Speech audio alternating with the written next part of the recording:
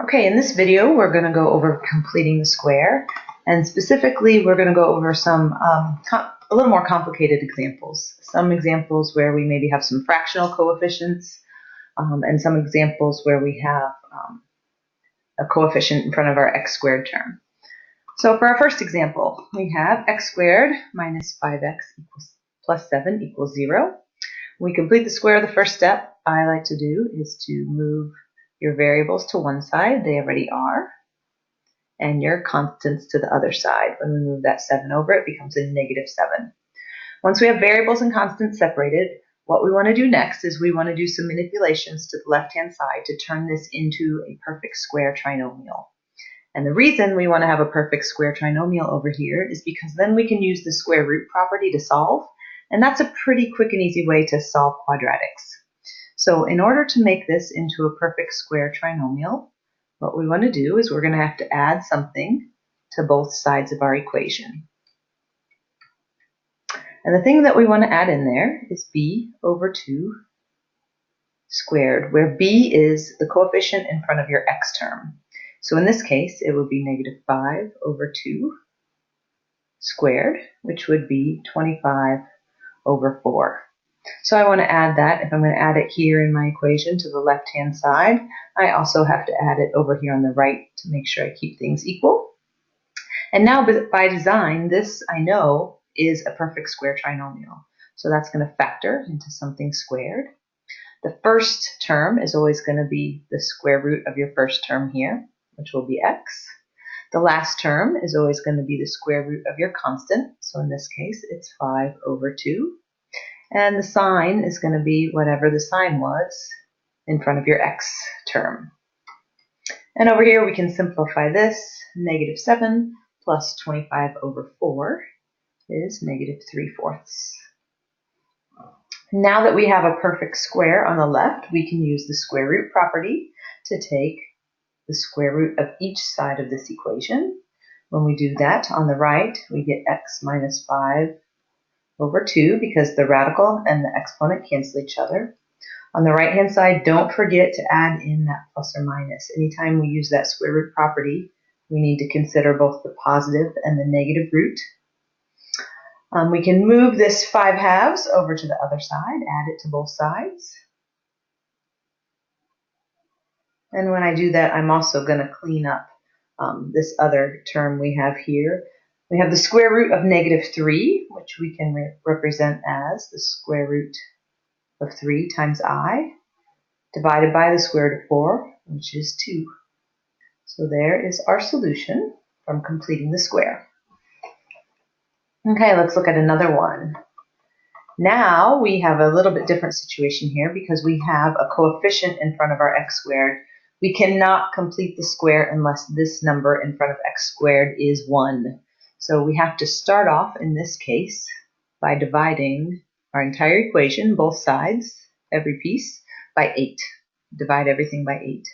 So 8x squared divided by 8 is just x squared. 16x divided by 8 is 2x. And 42 divided by 8, that 42 over 8 simplifies into 21 over 4. And 0 divided by 8 is still just 0. Okay, so from here the procedure is just like the last one. We'll move constants over to the other side. And in this same step, I'm going to leave a blank for my term that I'm going to use to complete the square. Remember, I add in b over 2 squared. In this case, b is 2. So 2 over 2 is 1. And 1 squared is still 1. So I'm going to add 1 to both sides of the equation. Now I have a perfect square trinomial. This is the same as x plus 1 squared. And 21 over 4 plus 1 is 25 over 4. From here, we take the square root of both sides. We use that square root property to solve, and we get x plus 1 equals plus or minus the square root of 25 over 4. Subtract 1 from each side. We get negative 1 plus or minus. Square root of 25 is 5. Square root of 4 is 2. And since we don't have any radicals here or any imaginary numbers, we can go ahead and actually calculate those values. 1 minus this 5 halves is negative 7 halves. And 1 plus 5 halves is positive 3 halves. There are our two solutions. Okay, I have just a couple more here for you. This one, same situation. We have a number in front of our x squared term, so we need to divide everything by that coefficient in order to cancel it out. When we do that and simplify, we get x squared plus 2x plus 79 over 9. That doesn't simplify, so we'll just leave it as that fraction, equals 0. Move our constant over to the other side, so it becomes negative 79 over 9. And leave a blank for what we're going to add in on both sides. Actually, same as last time, b is 2 again, so 2 over 2 squared is 1 squared, which is just 1. So now we have the same perfect square trinomial that we had in the last example. And on this side, negative 79 over 9 plus 1 simplifies into negative 70 over 9. Now we can use the square root property to solve. Take the square root of both sides.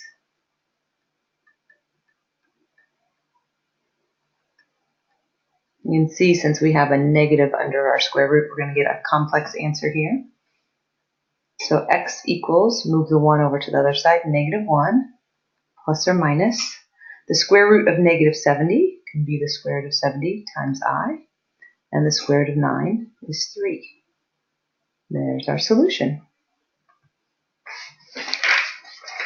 And here's just one more to make sure you guys really have these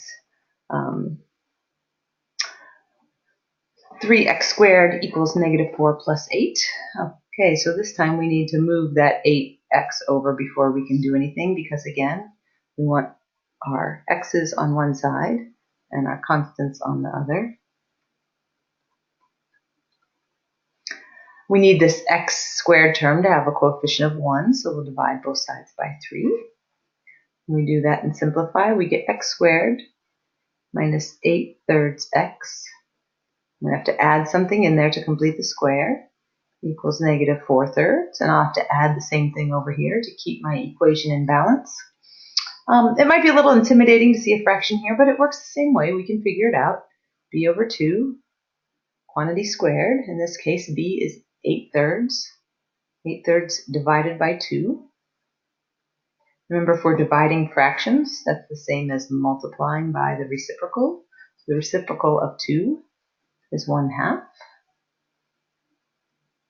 We can do some cross-canceling here.